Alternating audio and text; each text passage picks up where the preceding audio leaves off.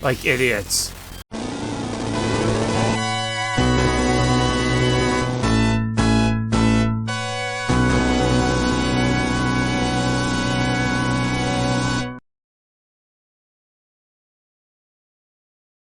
Adrift at sea, the Shining Force crashed at the shore of Rudo, where they learned more about Darksol's goals, Dark Dragon himself, and even of the sacred dragons who protect the tools necessary for reviving the ancient demon.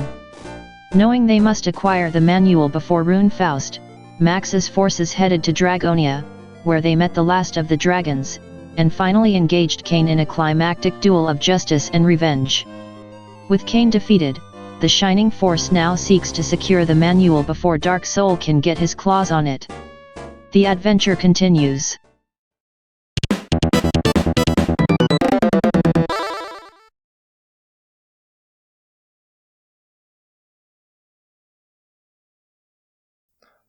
Ladies and gentlemen, welcome back to Shining Force, the legacy of great intention for the Sega Genesis. We're still here in Dragonia after having defeated Kain. But what do we need to do? We need 2 heroes to open this door, so... it would appear we're at a dead end, but suddenly Kain magically appears out of nowhere. Please, Max, come with me to the door. We must stop Darksol at any cost. I want revenge for what he has done to me. We must keep that manual from him.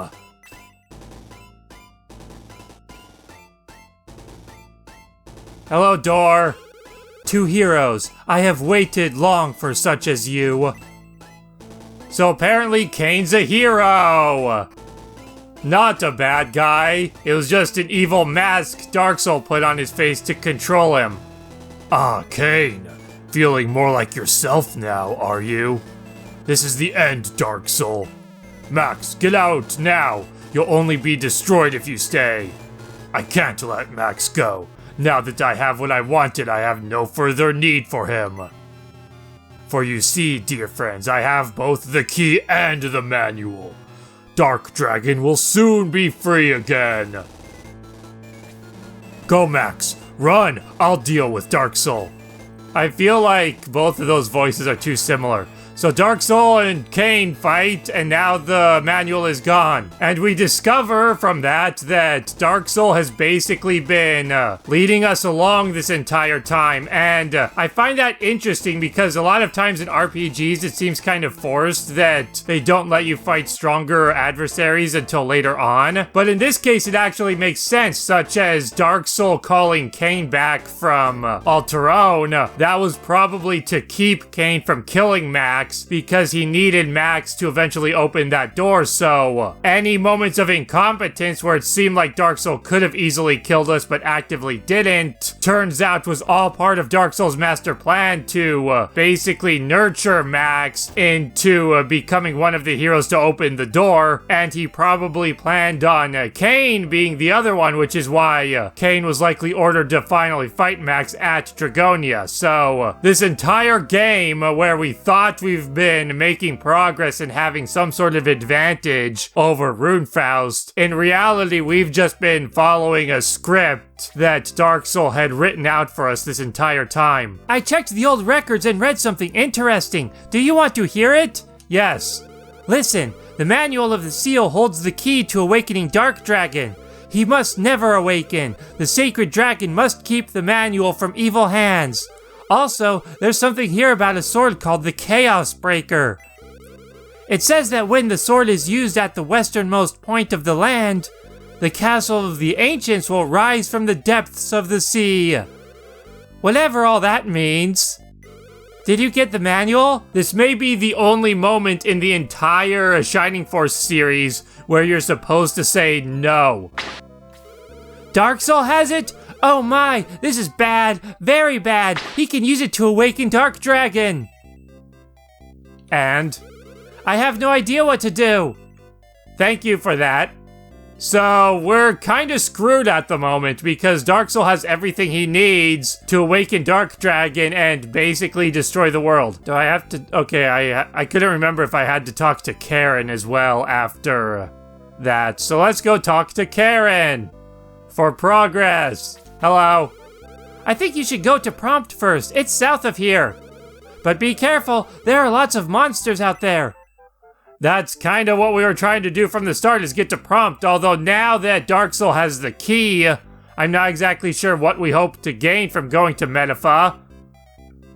But I guess we'll just move on. I've already prepared my team. I did that between episodes, and I don't think they need any equipment. I'm gonna check real quick. Alright, everything looks good, so let's head on out. Not much more story left in this chapter. We just gotta keep moving forward.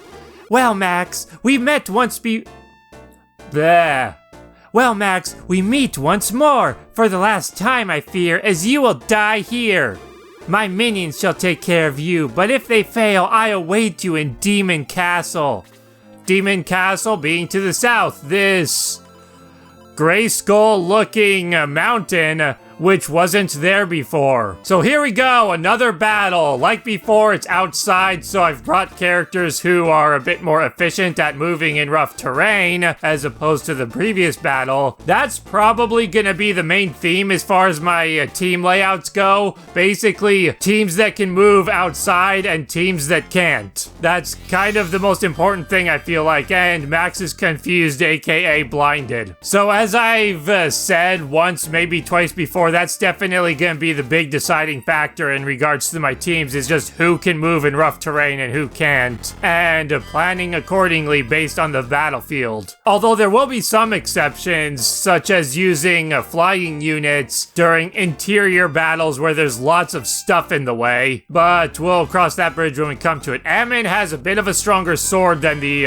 other sword wielders to compensate for her being kind of weak, and her not getting any attack power for that level up. The mountains here come together very closely, creating a bottleneck that really gets in the way of your units being able to pass through. So we're going to be sending our flying units over the mountains to loosen that up a bit so my characters aren't quite so congested, while also allowing the fly units to kind of get a little bit further ahead and hopefully start taking enemies out ahead of the ground force. Max is blinded, but it's not even gonna matter because by time I reach any enemies to attack with him, it's going to have worn off. The Belials, or Belials, or however it's supposed to be pronounced, are actually somewhat threatening enemies because, unlike the gargoyles who know useless muddle magic, which muddle doesn't even matter in this game because I don't think muddle level 2 exists yet, and muddle level 2 is the one that actually causes confusion, not blindness. That actually makes muddle an interesting status ailment spell because most ailment spells, they just do an ailment and the higher level will have longer range and a higher hit radius, but with muddle, it just completely changes the spell's effect. It goes from blind to confusion, which is interesting. I'm not worried about rushing that gargoyle, so I'm not gonna worry too much about charging that. Let's move I don't want to trigger too many enemies if I don't have to, especially because we're getting ahead of blue. So I'm going to move Balbaroy here. That puts him a little bit in the way of Kokichi, but Kokichi can just use a spear anyway. He's also got my halberd, which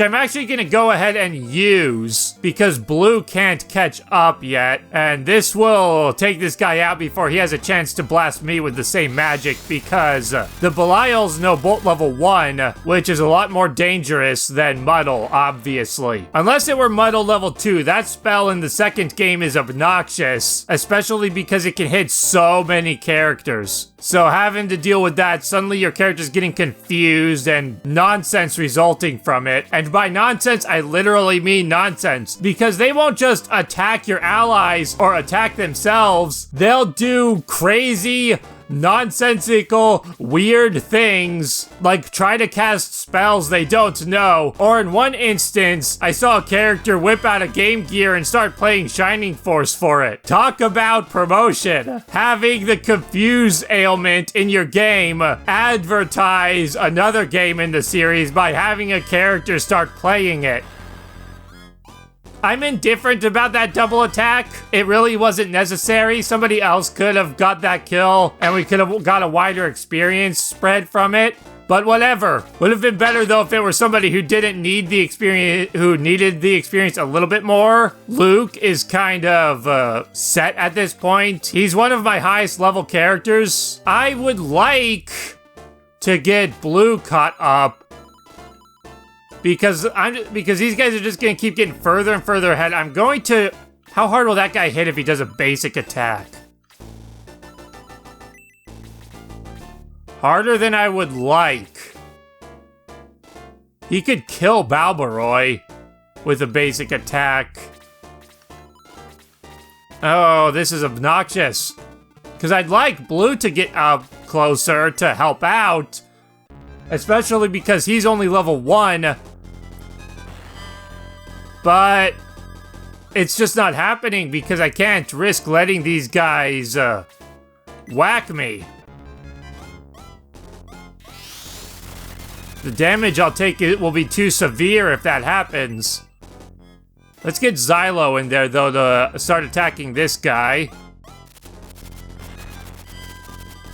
I could have got Guns in there as well, which I should have done, but I wanted to lure the guy in and then maybe take him out with some of my weaker characters, but then Xylo was able to reach as well, so that plan kind of backfired. Fortunately, Xylo should be just fine alone with that guy. Part of me would have liked that to miss, because he would have leveled up anyway, but at the same time, that would have been really dangerous to have to deal with. Especially with that other Belial and that wizard just standing there waiting to attack. Come on, Blue, I need you to do something. The problem with Blue is he doesn't have as good of mobility as the others. Max is hurt, I keep forgetting that. I'm focused on just other stuff right now, but he does need to be healed. Considering the luck he's been having. Fortunately, those wizards aren't moving, so I don't have to worry about... Oh, interesting! I did not expect that. That's actually a problem. I should have given those flying units some healing items. Just in case they need them. They can't handle that golem very well. I'm actually going to retreat them into the mountains. But I need to see a...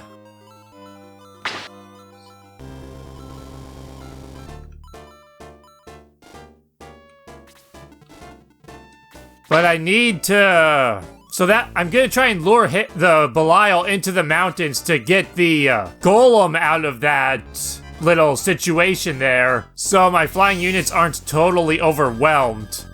Balbaroy...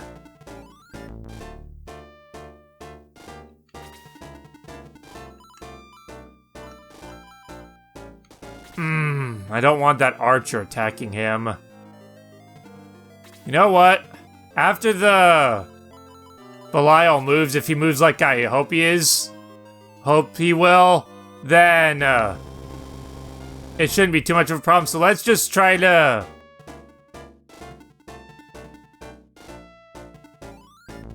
Lo can't move very far, but I'd like Balbaroy to get healed, so hopefully I'll be able to accomplish that. Let's get rid of this guy. The Belial, though, will then go for guns. Which isn't exactly what I want. But at the same time, this archer is dangerous.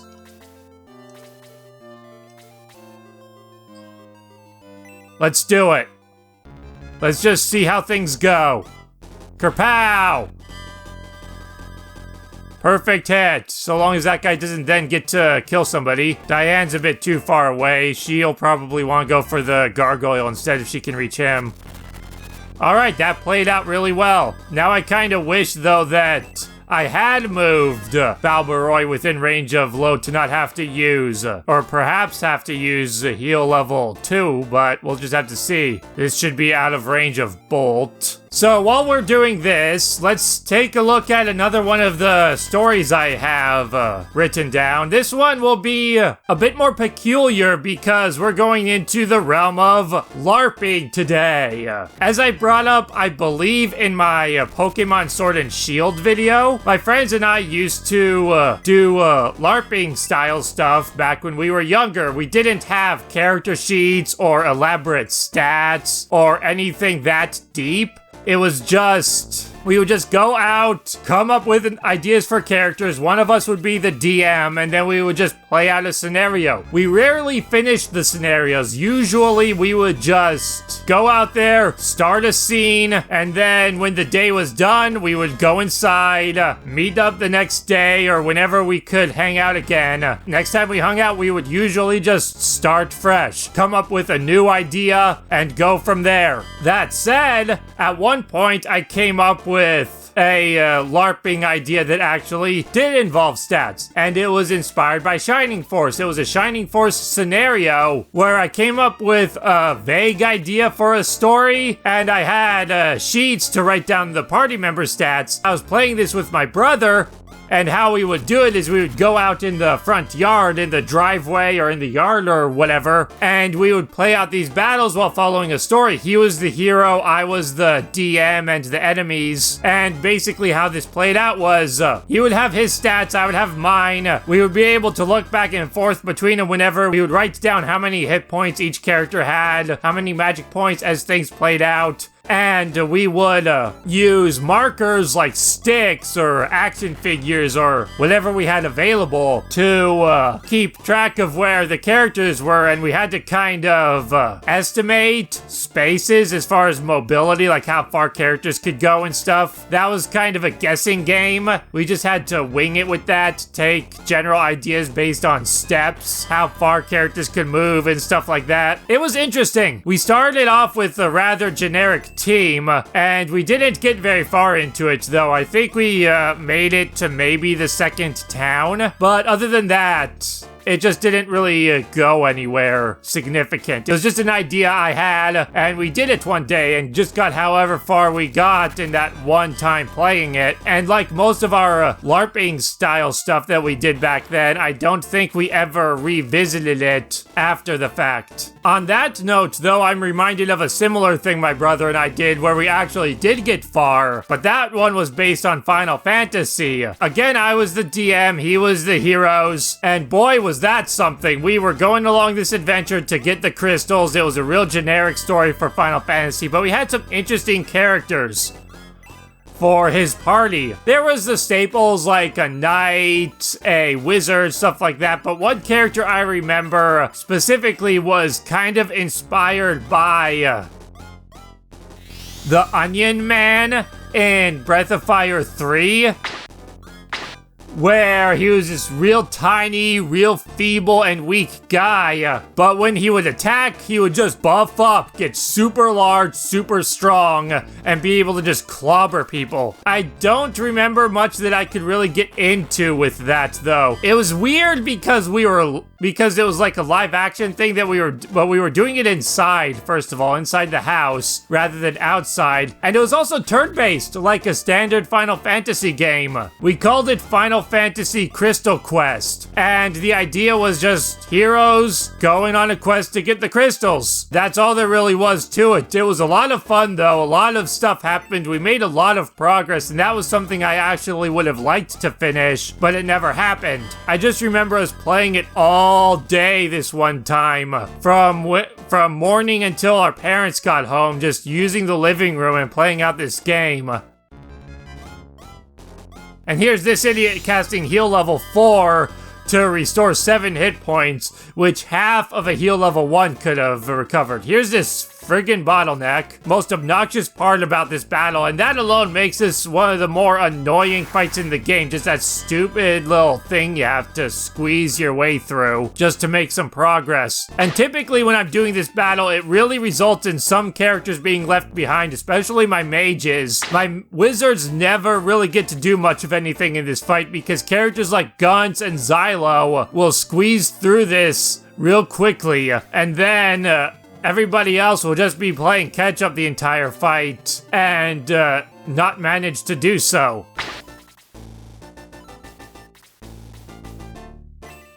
I'm actually more worried about the mage than the healer. Especially since I can use Guntz's attack power to really slam him. Have Balbaroy hopefully finish the threat off. Perfect.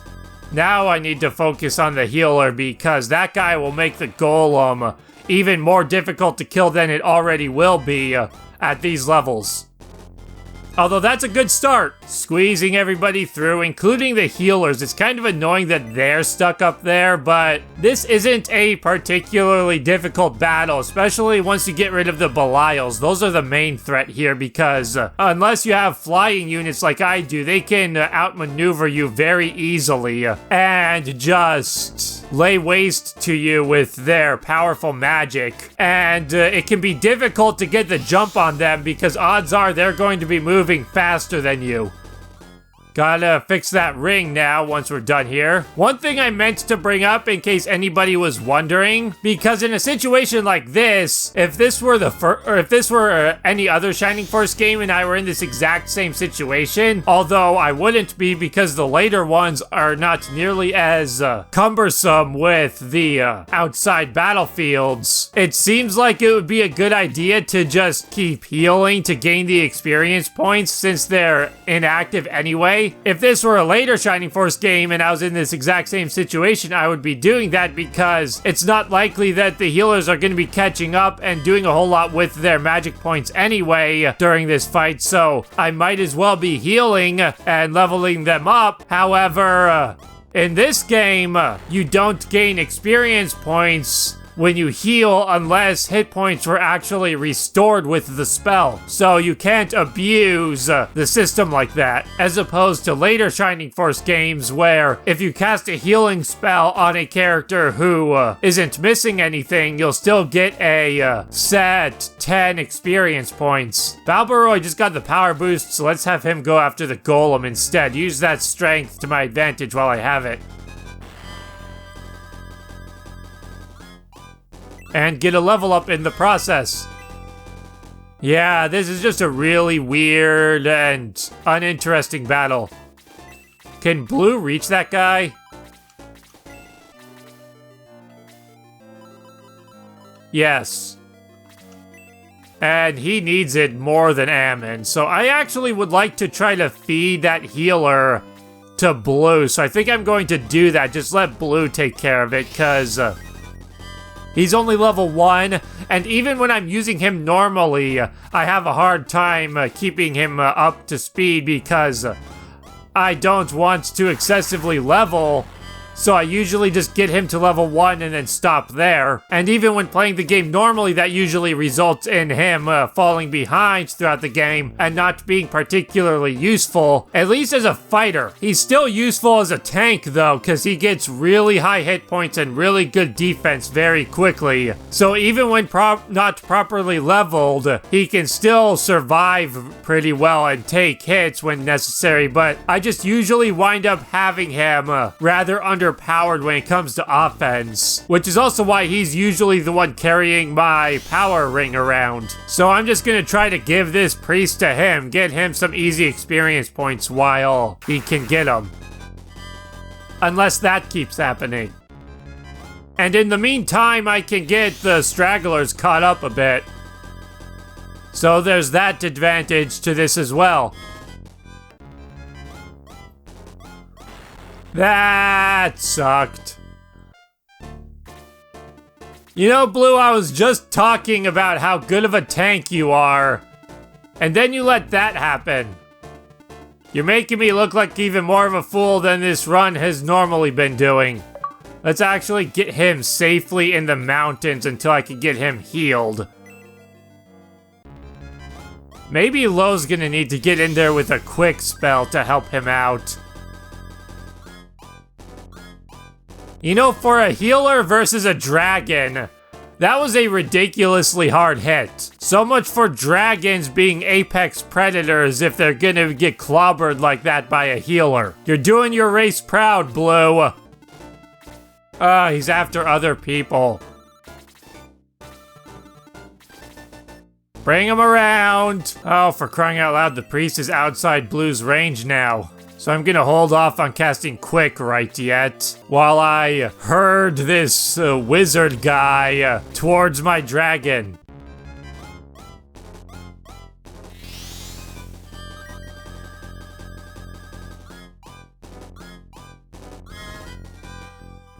Going through a lot of trouble for you, Blue.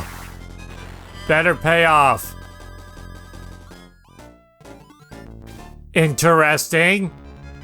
But I'm okay with this. Ow! Never mind. That was a perfect kill. Alright, this guy is causing me more problems than he's worth. But I still want to get the kill with Blue. I'm just trying to set it up, so I don't have to go another round of this guy clobbering people.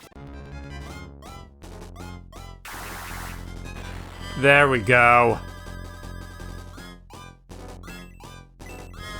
Got some more survivability. That tankiness is starting to show now. So getting back to my list of Shining Force stories, I actually hoped that the LARPing one would last a little bit longer. In my head, I imagined it being a bit more substantial, but then when I started talking about it, I realized that I really didn't have a whole lot to say in regards to that specific experience, as opposed to LARPing in general. If I were to get on about all the times my friends and I did that sort of stuff, I could probably go for the rest of this run of Shining Force without running out of things to say, because we did that stuff a lot and we did it for a number of years. And there's a lot of stories from that stuff. Ranging from the one time I literally rigged the scenario just so I could win for a change, to the time my brother had an enchanted cloak that's magic power was to be the coolest looking cloak in the world, regardless of the beholder. So whatever an individual's opinion would be of the coolest cloak in the world, that's what it looked like to the person. So there's a lot of just wacky things I could go on about there, but we're not going to be doing that. Instead, I'm going to be talking about the time that I discovered, or sort of discovered, how discs work in video game consoles, because this weirded out my friend and I back in the day. I believe I was staying the night and we were playing Shining Force on the Dreamcast. It was a compilation disc I had of Sega Genesis games, and one of the games on there was Shining Force, which naturally was the main game I played on it. It also had, I think, Streets of Rage, Sonic the Hedgehog, Altered Beast. Those sound a bit familiar. I don't remember exactly what the lineup of games was. But anyway, we were playing Shining Force. Can all these guys reach? Yeah, I'll be able to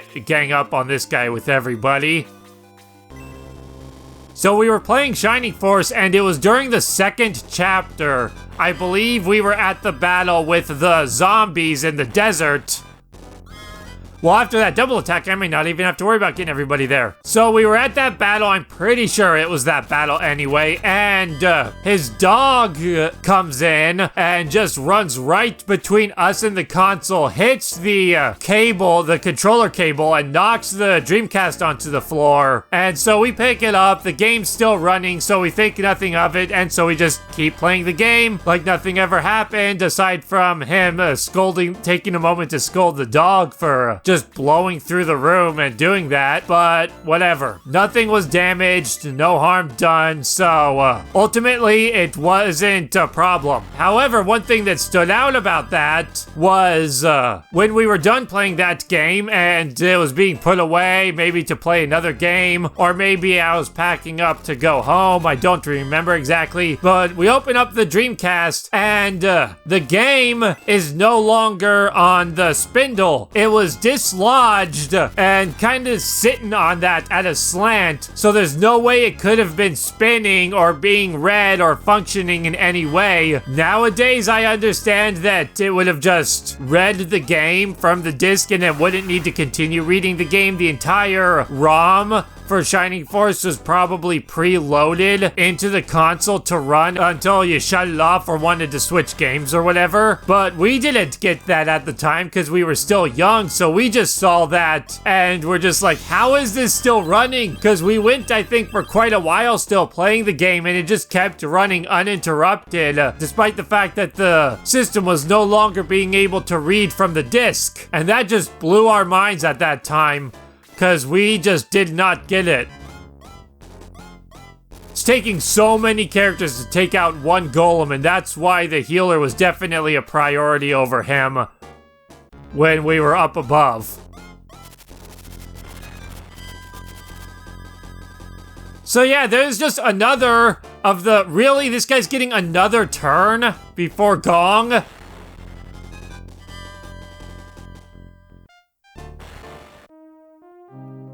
Where were you, Gong? I was sitting there waiting for you to run up and heal Max, but it just didn't happen. If Luke hadn't died to that critical hit because I was trying to feed the healer to Blue, that wouldn't have happened. I would have been able to have Luke there to help take out the golem and everything would have been cool.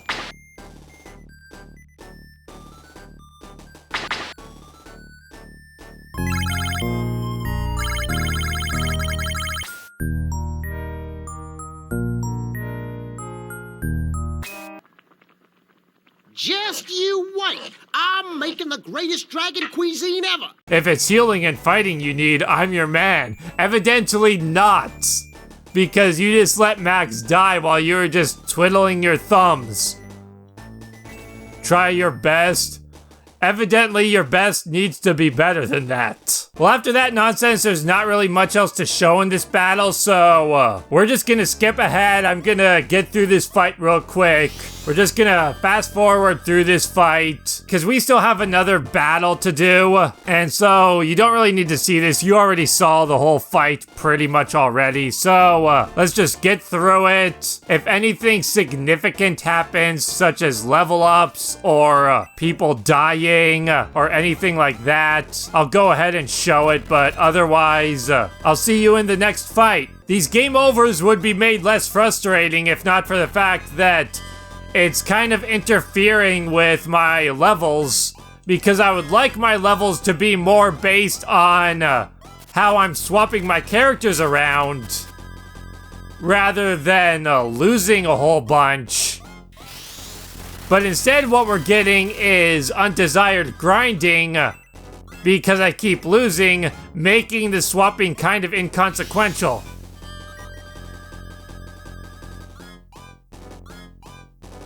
But at the same time, I want to retain my failures. If I were doing this on my own time, I would reset every time I lose.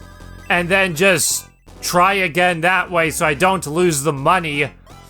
But in this case, I want to keep everything preserved, including my shortcomings, because if I were to just reset, then it would make what I've done before as if it didn't happen, so why would you have watched it, especially with level ups and stuff like that?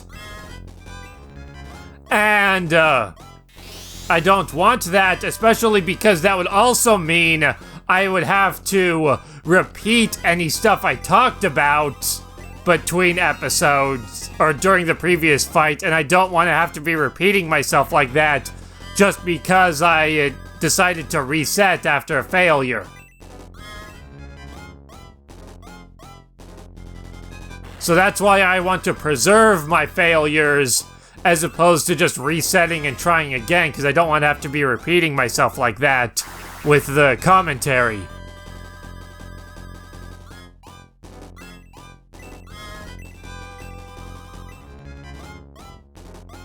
Despite the fact that it's gaining me more experience than I would like, for the sake of seeing how well playing the game like this plays out.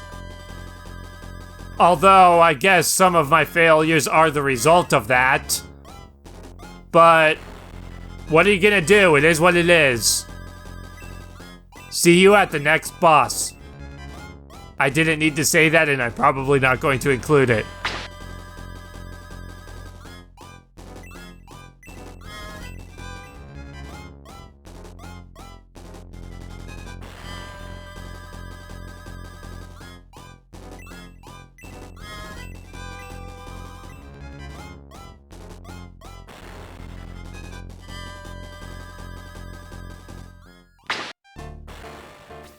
Mishaela is said to possess the Sword of Light. You must enter her castle and get it. With that legendary weapon, you stand a much better chance against Darksol. You know what else would help me stand a better chance against Darksol? Not sucking. But the Sword of Light will help mitigate that at least. Well, here's the little hero coming for my Sword of Light. Take it, if you dare. You'll never leave my castle, you pitiful fools. This is as close as you'll ever come to the Sword of Light. Max, take great care. Mishaela is a powerful wizardess, a dangerous foe. Yes, she is. But despite the fact that she just said I'll never leave this castle again, I'm going to be leaving this castle. Because I need to go fix a weapon or two and rearrange my party. I just came in here real quick to get that dialogue out of the way and so I could warp straight to the priest. Even though I don't need the priest. So we'll be right back once we've returned to Demon Castle and I've got everything squared away that I need to. At least I don't have to follow those mobility rules while wandering the world map, otherwise getting from place to place would be insufferable. Alright, here we are, back at Demon Castle with a more appropriate party. Let's do this, Mishaela. We're finally going to have our showdown with that fortune-telling witch we met way back in Alterone near the beginning of the game. As per usual, most of my team for this battle is knights because it's an interior battle, so I don't have to worry about terrain causing me any problems. Also brought my wizards for magic and such, since they don't have to worry about the terrain getting in the way either. I kept Ammon in my party because I did want to have at least one flying unit for the boss battle to come, and also because this battlefield is kind of awkward. If Tao dies here, I'm retreating and trying again. Tao died. Not gonna let that nonsense happen, so I'm just gonna wait for Max's turn and then try again. I'll be right back. I'll kill you in a minute, Mishaela. We just ran into some technical difficulties. Oops, I forgot to pass the mobility ring to somebody. Actually, let's give that to Tao. That way, she can stay a safer distance while still being able to engage enemies when needed. Something I shouldn't have to worry about quite so much with Henri because she has more defensive stats. Mishaela's just gonna run away at this point of the battle. She's just trying to get some distance. She's gonna be retreating up to the top area. We'll meet her up there after we've gone through all of her goons. Which is easier said than done because this is definitely one of the more difficult bosses in the game. So hopefully my characters will be up to it at their current levels. We'll just have to wait and see. There will be death. We're not getting through this fight unscathed. Definitely. This is one battle where even just playing the game normally, I'm pretty much guaranteed to always lose at least a few people. I gave him the power ring, but did I remember to equip it? Yes. So get in there, Gong, and skewer these gargoyles in half with your divine energy beam from hell. I'm feeling like I don't have a whole lot to say because I just did that previous battle again after that failure, and I went through the whole thing without talking. So now I feel like I need to get back into the groove. I feel like now it feels more awkward than it should to be talking because I had to go from talking to not talking, and then back to commentating. My god, pal, you're just gonna wreck everything. If anything gets me through Mishaela at the end of this fight, it's going to be him. Which is why I brought him. I was considering, because I needed to drop one knight to fit Ammon in the party, and I was trying to decide which one, and it boiled down to either May or Pell, because I didn't want to leave Arthur behind, because he's always going to be needing level ups, and if I was going to leave behind a knight, I wanted it to be one of my higher level ones, and all my knights are currently level 3 and 4, excluding Arthur, who's at level 4, that left just May and Pell. I considered bringing May instead because Pell doesn't need level ups quite as much as her. If it were just a standard battle, I would have done that. But because I'm going to be fighting a boss, I decided it better to bring the stronger of the two to deal with what we're gonna have to be dealing with, because Mishaela is going to wreck us once we get up there, because she has high-level magic that can just sweep our entire party. And with these HP levels, some of our characters are going to be one-shotted when that happens. Is it bolt level 2 or 3 that she has? Just 2. Was getting her mixed up for a second with Zalbard, who's a boss very similar to her, except his bolt magic is at level 3 instead of just a measly 2. But also when you fight him in that game, you're a lot stronger by that point. I want to make sure that I'm outside of these guys' range as I sneak up on here. Don't need those guys sniping me before I can do anything about it. The Durahans are joining Mishaela, so I don't have to worry about them right now. Just have to get past these archers, then the huge group of mages, then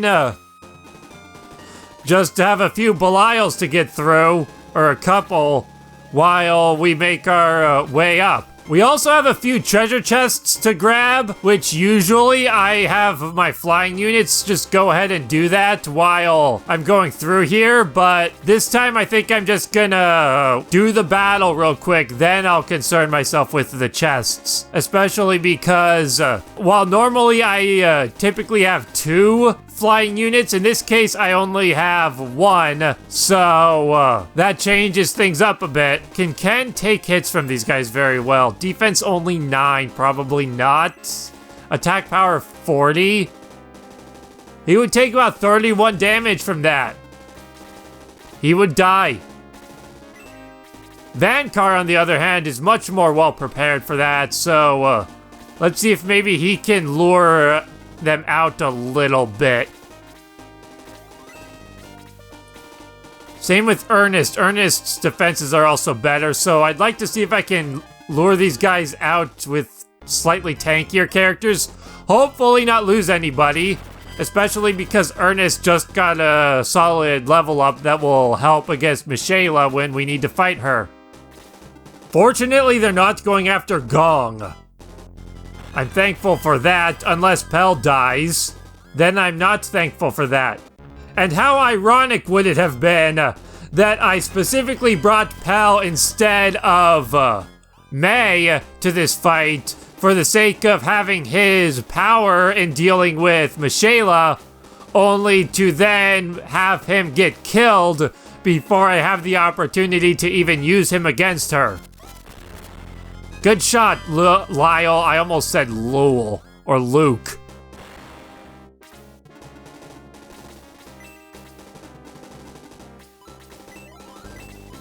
Let's start healing everybody up.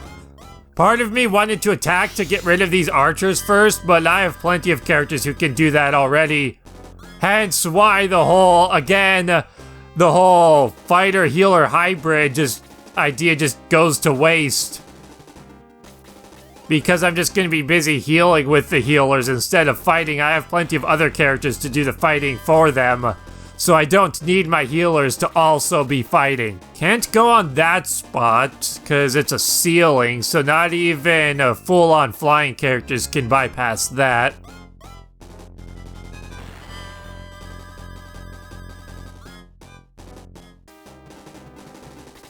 Those Belials right now are just flying laps. Not doing anything significant. Just whatever. I'm fine with that. If something... Oh, right, they missed Ernest. Perfect. I was just about to check Vankar and Ernest, try to figure out which of them is more valuable.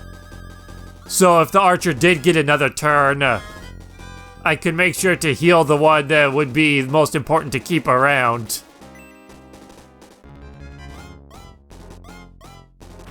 Show them what you've got, horseman who I never use. In fact, show me what you've got in the process, because typically I just get you, put you in the bench, and then never look back. Arthur needs to be careful coming up on these wizards because they can just blow him to hell. In fact, I'm wanting to make sure everybody's properly healed before I engage them, so I don't have anybody get slaughtered in just a couple hits. And I don't think they're going to engage me. They should just stay up there in that formation. I'm also going to want to initiate that combat with Tao and Anri so I can get the group attack off to kick things off. And then from there, everybody else can start picking the wizards off one by one once they're injured. Lyo's only missing 1 hit point, but I'm coming up on wizards, and he only has 15 total, so despite only having 1 missing, I still want to get him healed up. I just want to make sure I start the engagement with either Tao or Anri, whichever happens to be the one who gets to do that. And then once I've blasted him with magic, I'm just gonna blitz him with my knights, and hopefully be able to take him out before taking too much damage. Oh, come on. Oh, come on. I really would have liked Ammon to get... Of course. The person I need to get out of Anri's way before I start doing things goes immediately after her. At least just sitting here doing nothing, I'm getting to enjoy this song a bit because this is my favorite song in the game, but most of the battle music in this game you don't get much of an opportunity to listen to, especially in a full loop, because it's constantly being interrupted by attacking stuff. So, I'm getting the rare opportunity to just sit back and enjoy this music. In the meantime, everything's in place, so now, as soon as either Anri goes again, or Tao gets her next turn, I'll be engaging these enemies. I actually had meant to remark about the music during the fight at Balbazak's fortress. Not the fight with Balbazak himself, but the one leading up to that. Because that's the very first time where you hear this song. I'm actually going to heal Anri. She got a couple more hit points, and the fact that these guys are going to be using magic means having only 12 HP is way too low.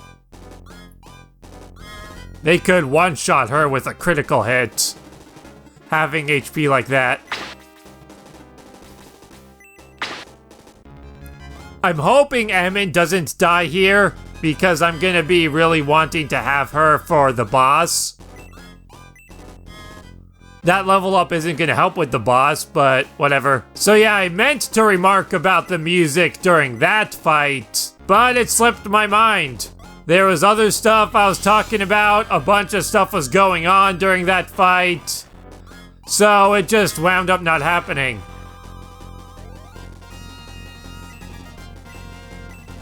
Speed up 10. That's not too incredibly uncommon for her.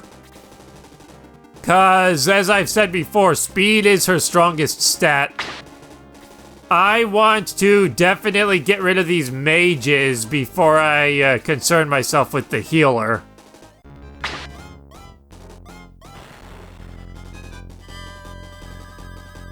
Kicking things off with Tao and Anri, I'm able to just blow right through these guys. He managed to heal one of them, but I have plenty of soldiers to get in there, and since there's only one mage, he's no longer an issue, unless he scores critical hits on people who don't have very many maximum hit points. He's no longer a threat, because what made him a threat before was that there were so many of them that they could team up on me and overwhelm me with consecutive magic attacks. But that's no longer a factor.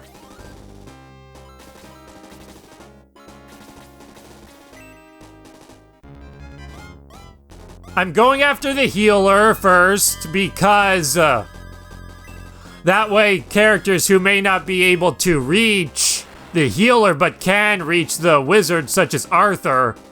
If I had killed the wizard instead, then Arthur wouldn't have been able to do anything. And Vankar may be in the same boat. I'm not entirely sure. Arthur finally learned Blaze.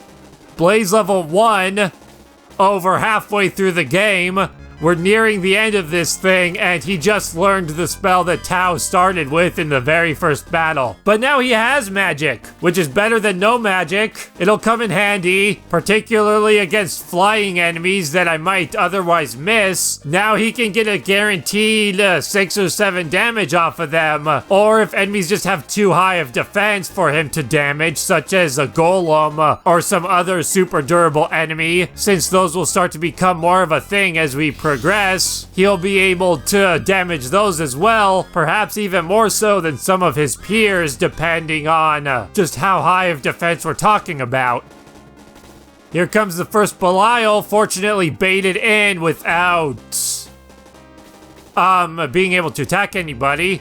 Gonna leave some space open, not going right next to the guy. I'm gonna take advantage of my ability to attack from a distance to leave that space open for other people, assuming I even wind up needing to, which I didn't.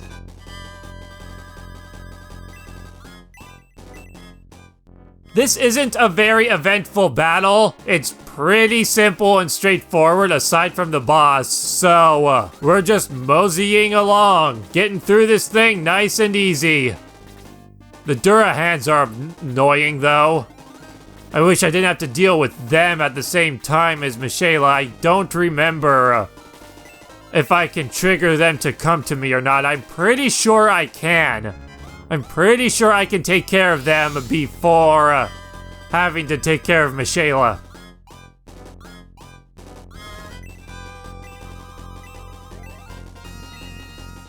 It kind of makes me wish, though, that I'd brought Kokichi instead of Ammon, because then I could have used him to throw spears at that one up in the corner while being outside of Mishaela's blast range, because if I go there, Mishaela can blast me with her magic. She won't move, but if I could have just been one space further away, I could have attacked him from a distance with Kokichi, especially if I had moved behind that treasure chest. He wouldn't be able to get to Kokichi either, so I could have just safely sniped him away without any concerns. Although it is concerning that that Belial might consider going after Henri and Tao. Hopefully that won't happen. Lyle? If he attacks Lyle, Lyle's done, and I wouldn't want that either. So let's keep Lyle back for a moment. Arthur will also die, but he's a bit more expendable. He's probably my most expendable person at the moment. Although, just in case that happens, I'm gonna pass the halberd to Vankar now, so I still have it. Tao, try to just be safe. Max, maybe you can be bait. Because we all have experienced what happens when Max gets in there and takes the hits for people. He dies. Oh, that would have been perfect, Ernest. Henri also... Well, you have the defense to take hits decently, so... how much will that guy hit you for? Not a lot, so protect Arthur. Have the mage cover the knight. Because that's how insane this game's character balance is.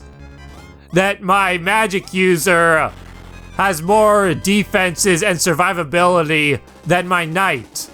But of course, he's gonna focus fire a bolt on Max, which is kind of what I expected to happen. And if that were a solid hit, that could have killed Arthur anyway. Let's utilize this halberd while you have it, Vankar. And miss. And miss. You almost saved it. You almost saved your failure by coming through with that second attack. But you just had to screw it up. Good thing we've got Lyle to fix your mistake.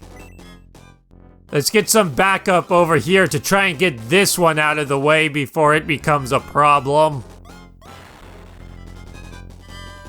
And have your attack not matter at all because That's damage Pal would do on his own anyway. But whatever. A wider experience point spread. Because we haven't heard enough about experience points already in this run. I don't even want to imagine how many times I've said the words.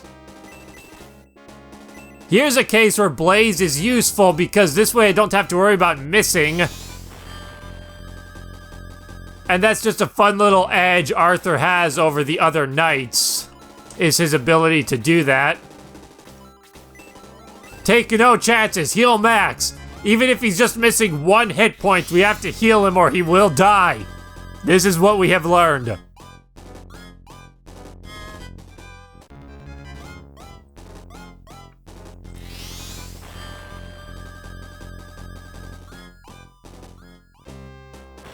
Belial's defeated. Now we just gotta heal everybody up and then try to coax out the Durahans, which I'm pretty sure is possible. I don't think I have to fight them alongside Mishaela, if memory serves.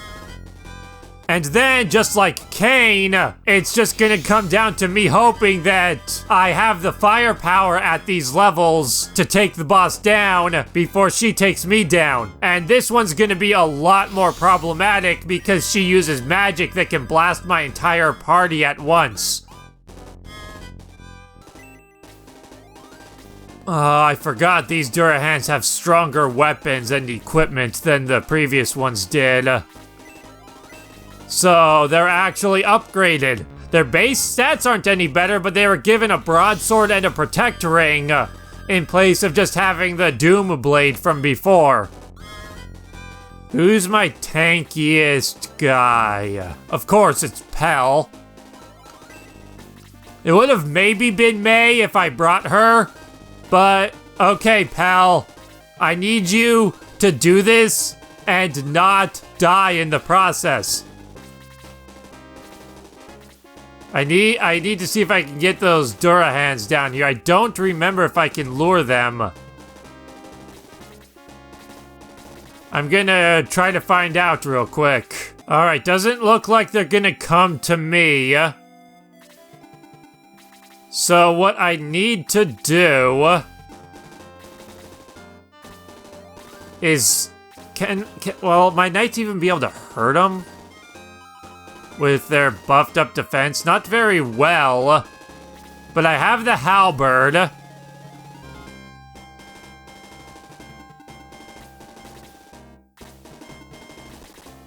I'd like to try to get rid of these Durahans before having to fight Mishaela. There we go. Ernest triggered him, although now he's trapped. So I need to get to him quickly.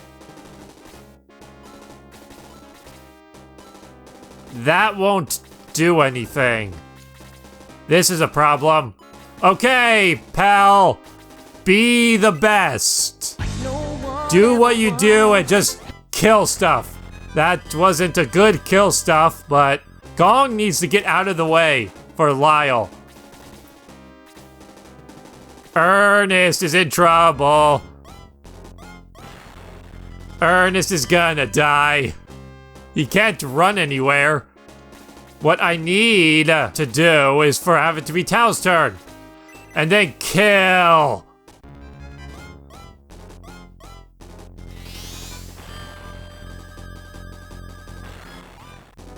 I can make this work.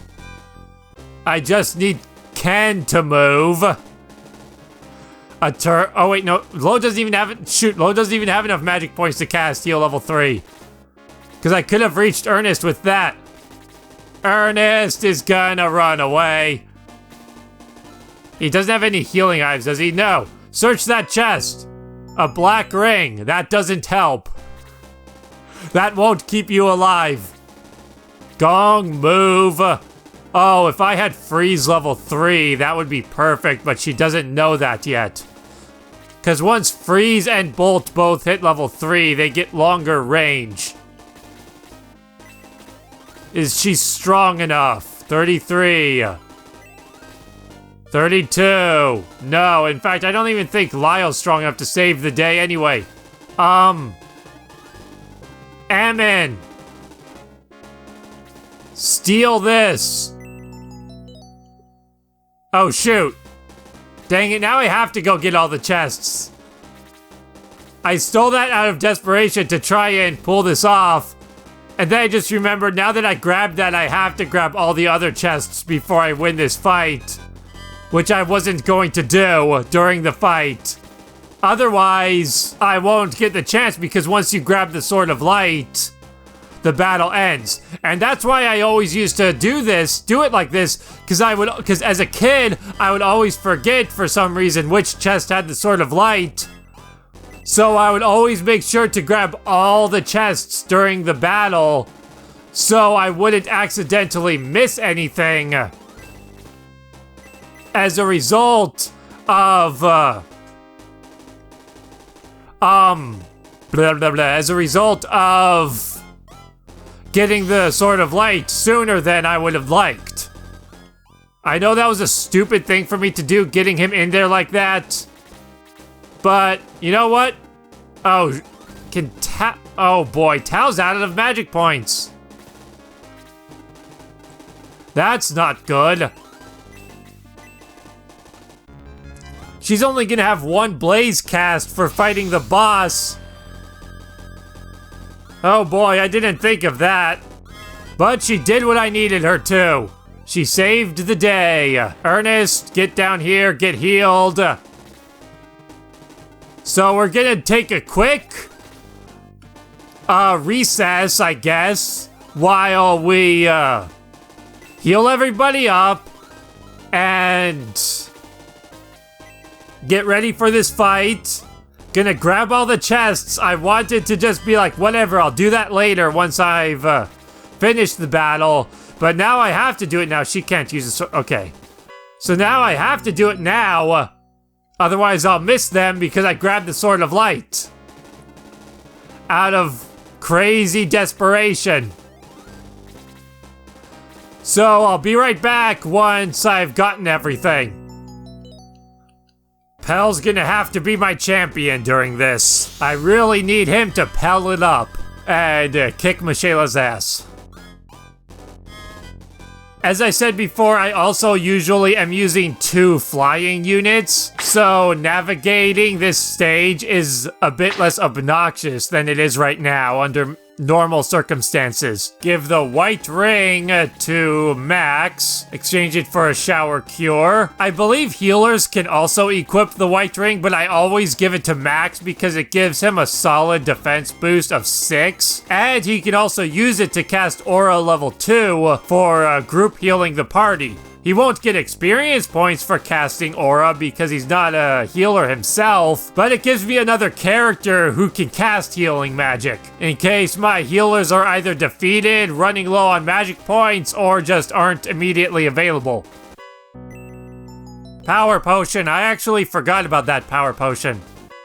That might actually come in handy. Just gotta make sure I stay outside of Mishaela's range until I'm ready to start fighting. That weird thing behind her is one of the complications with this fight because I'm gonna have to be fighting around that, meaning you can only directly engage her with one character at a time. So having all these knights will definitely be useful because I'll have a lot of units capable of fighting from a further distance than normal.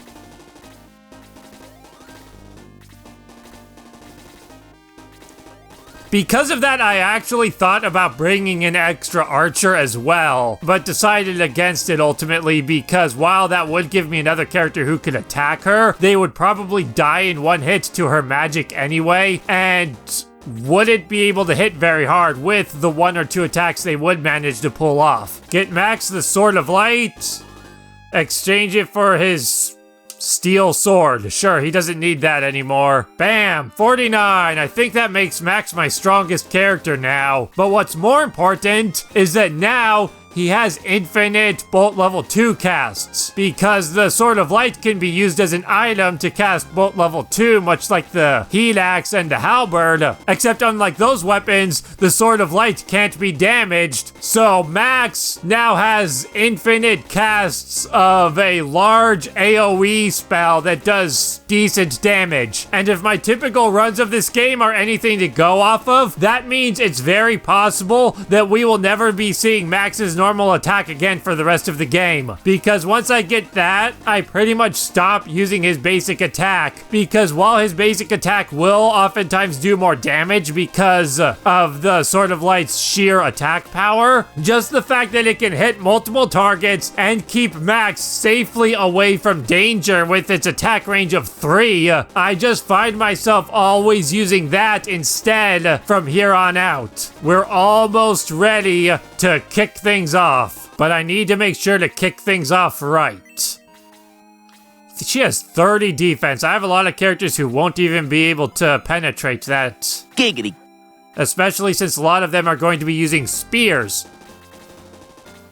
But we have Pell. And we have a power ring that we're going to use on Pell once it's Gong's next turn. Okay, she just went. Let's kick things off. Tao only has one blaze spell left, but I'm gonna use it. I also want to try and keep my characters as spread out as possible, so she can't hit too many with Bolt all at once. Max is gonna stay safely away for the time being, but I may need to get him in there for this fight. But I'm gonna wait at least one round before doing that and then assess the situation, see if I'd rather get him in there with the Sword of Light to start blasting her with magic, or if I would rather use the white ring for healing.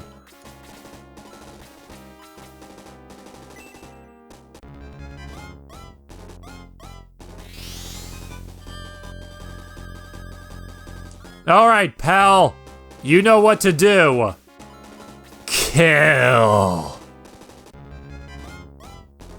Once you get your turn. No rush. She's just gonna... Okay. Make sure the Chrome Lance is equipped. I could equip that as well, but then he would become cursed.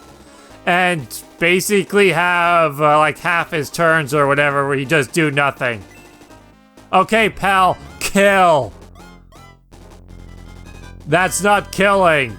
You killed the air around her. I would hate to be those molecules right about now. Freeze level 2. Just do as much damage as you can, as fast as you can, before she starts killing everybody and healing. Lyle. Shoot.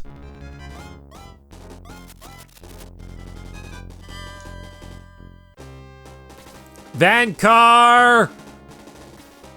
Spear. That won't hurt her. So, Vankar, stay back. Save that spot for Arthur, who can get in there and use the halberd for guaranteed damage. Zappy! How do you like lightning? She's gonna be showing me in a second how she likes it by sending it right back in my face. Tao, move. Open that spot up for somebody else. Max, use the Sword of Light.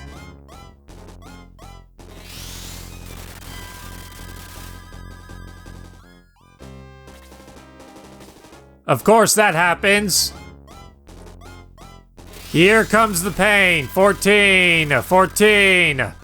I believe it can do 15 though, so Max isn't out of the woods.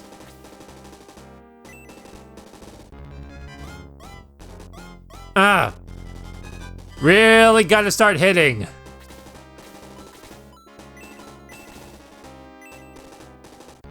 Freeze level 1 this time, so we can get another cast the next round as well.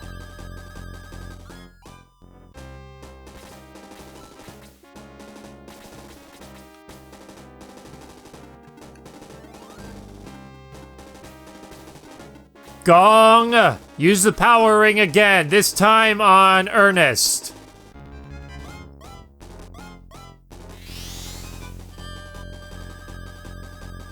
Gonna just keep using that for as long as the game will let me.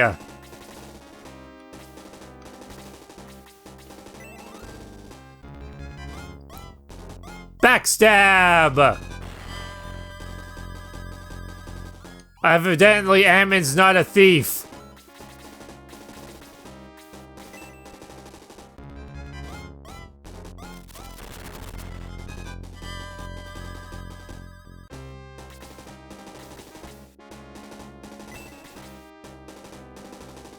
Alright, pal. Kill better this time. There we go. That's what I want to see. Can follow up with an attack that will probably be completely inconsequential. Yeah, that's about what I expected. That's why we've got the power ring boosting people. Vankar, circle around. Get at her other side that's open. Zappy, zappy, zappy. We've almost got this. Tau, just run away.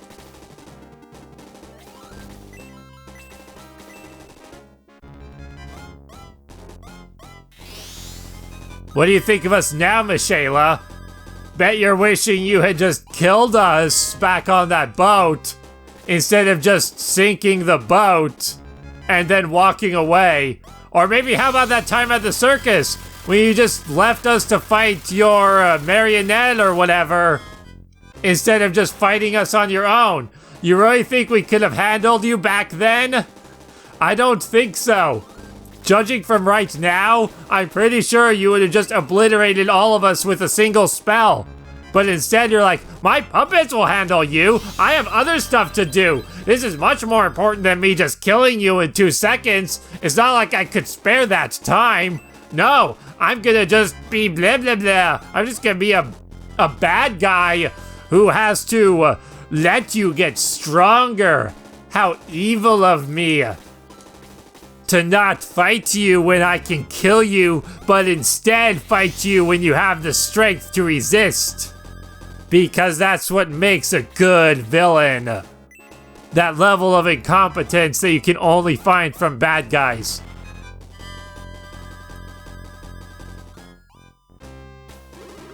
Though you can take my sword, you will never stop Darksol. Dark Dragon will be set free! Mwahahaha! The boost spell ends. Attack level returns to normal. Will Darksol release Dark Dragon from the bonds of the ancients? Or will Max stop Darksol and save all of Rune from the ultimate evil? The Shining Force hurries on to prompt. Chapter 6, Descendant of the Sacred Dragon's End. Another chapter down, we're getting ever closer to the climax. With that, be sure to like, comment, and subscribe if you enjoyed the episode, and thanks for watching!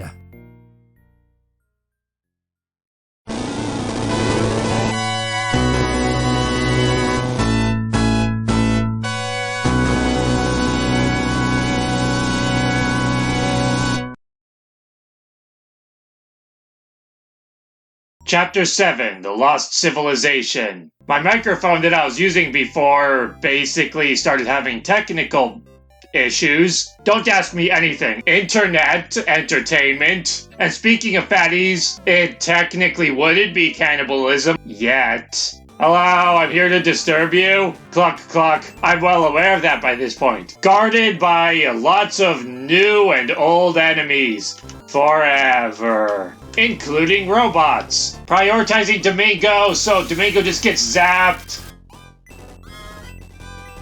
I don't think he's gained 1 attack point since being promoted. Because he's Hans. And Hans sucks.